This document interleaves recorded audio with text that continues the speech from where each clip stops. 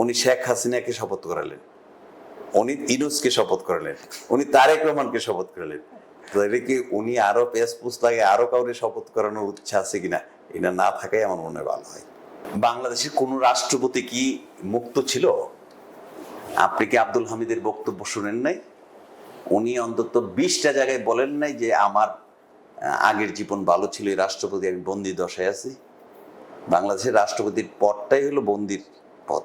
উনি কবর জিয়ারত করবেন, ইউনিভার্সিটির বিভিন্ন অনুষ্ঠানে যাবেন, গাল গল্প করবেন, আর ওনার কাছে কাগজ আসবে, উনি নিয়মতান্ত্রিকভাবে 30 দিনের মধ্যে যদি এটা সাইন করে ভালো, সাইন না করলে এটা পাস হয়ে যাবে। এই হলো বাংলাদেশের রাষ্ট্রপতি। আর উনি মাঝে আরেকটু কাজ করতে পারে, সেটা হলো কিছু লোকের যদি ফাঁসি টাসি হয় আর ওনার পরিচিত হয়, ওনার দলের কোনো তদবির থাকে, সেগুলোর মার্জনা করতে পারে। আর জানাজা করা ছাড়া আর রাষ্ট্রপতির কোনো বঙ্গভবনের বাইরে যাওয়ার কোনো ইয়ে আছে নাকি, ফাংশন আছে নাকি? কোনো ফুল জাতীয় অনুষ্ঠানে ফুল দিবে, বঙ্গভবনতে বেরিয়ে আবার বঙ্গভবনে চলে যাবে। রাষ্ট্রপতি তো বন্দি জীবন, তো রাষ্ট্রপতির জীবন তো জিল্লুর রহমানও বন্দি জীবন কাটাইছে। এরশাদের পরে যত রাষ্ট্রপতি আসছে, কোন রাষ্ট্রপতিটা বন্দি জীবনের বাইরে ছিল? উনি নতুন কি বন্দিত্ব গ্রহণ করলো? ওনার নামে কি ওয়ারেন্ট হয়ে অ্যারেস্ট করে ওনাকে ভিতরে রাখা হয়েছে? এরকম কিছু আছে? আরেকটা হলো যে ওনার যে কিছু বক্তব্য দেওয়া হয়েছে, সেই বক্তব্যগুলো বিভিন্ন কারণে আলোচনায় আসছে ঠিক, কিন্তু এগুলার পিছনে আরো কিছু কারণ তো আছে। উনি সামরিক শাসন জারি করবেন, কিভাবে সামরিক শাসন জারি করবেন? উনি তো মহামান্য অ্যাপিলেট ডিভিশনে মতামত চেয়ে পাঠাইছে যে মাননীয় প্রধানমন্ত্রী পদত্যাগ করছেন, এখন দেশের এই অবস্থায়, এই শূন্যতায় আমি কি করব? ওনারা বললেন যে ঠিক আছে। উনি আবার তার কিছুদিন পরে বললেন মতিউর রহমান সাহেবের সাথে যে পদত্যাগের কোনো কাগজ আমার কাছে নাই। তাহলে উনি কোন এখতিয়ারে অ্যাপিলেট ডিভিশনে মতামত চাইলেন? উনি তখন যদি সাহস থাকতো, শক্তি থাকতো, উনি তখন বলতেন যে না, আমার কাছে তো কাগজ আসে নাই, আমি কিভাবে দিব? তখন তো উনি বলে নাই যে আমাকে জোর করা হয়েছে। উনি যখন গেছে সেনা, উনি কিন্তু ওনার সাক্ষাৎকারে বলছে সেনাবাহিনী ওনাকে রক্ষা করছে। তাহলে সেনাবাহিনী রক্ষা করলে সেনাবাহিনীর থেকে ওনার কোনো চাপ ছিল না, এটা প্রমাণিত হয়। তাহলে সেনাবাহিনী ওনাকে চাপ দিল না, সিভিল প্রশাসন চাপ দিল না, কে চাপ দিল? মপ। মপ তো ওনার ভিতরে ঢুকতে পারে নাই। মপ তো আমাদের অফিসে হয়েছে, আমাদের নেতার বাড়িতে হয়েছে, সমস্ত বাংলাদেশের মপ হয়েছে।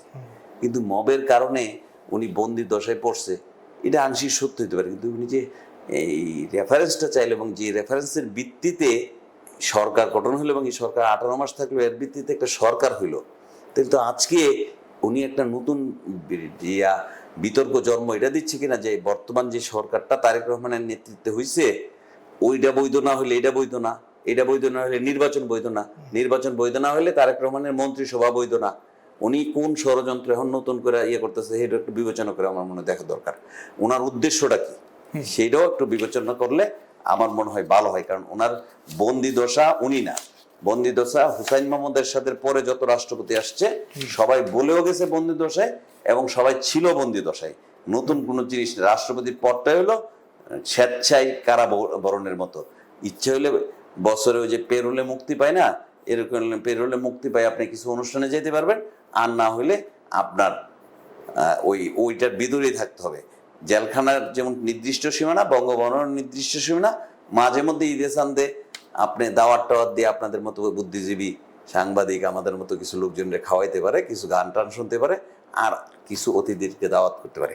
উনি যখন এই যে ঘটনা আজকে বলছে, আমি এবং আমার এক খুব ক্লোজ একজন বন্ধু মুশরুক মাওলা আমাদের দল করতো, আমরা ওই ইয়ার পরে যে কোনোভাবে বঙ্গভবনে গিয়েছিলাম, এই গল্পগুলো আমরা তখন শুনেছিলাম, এবং আমি ওনাকে বলেছিলাম আপনি চিঠি পান নাই বলতেছেন।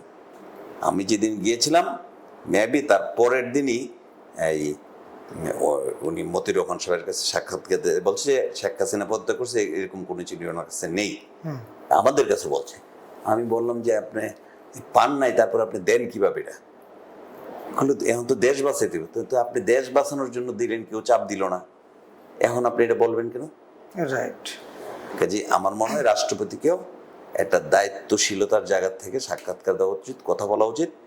এবং যদি এইটা না হয় আমরা ধরে নিব যে রাষ্ট্রপতি অন্য কোনো উদ্দেশ্য বা পারপাস সার্ভ করার জন্য এইরকম ইস্যুগুলো আনছে, যেটা ওই পদে থেকে, মহামান্যর পদে থেকে কোনোভাবে এটা করা উচিত না। উনি মহামান্যের জায়গায় থেকেই ওনার পিরিয়ড শেষ করে উনি সম্মানের সহিত যা, কারণ উনি একটু অন্যরকম সম্মানের জায়গা আছে। ওনার হলো কপালিলা লোক। কপালিলা লোক কি, উনি একজন রাষ্ট্রপতি, দেখেন উনি শেখ হাসিনাকে শপথ করালেন, উনি ইউনূসকে শপথ করালেন, উনি তারেক রহমানকে শপথ করালেন।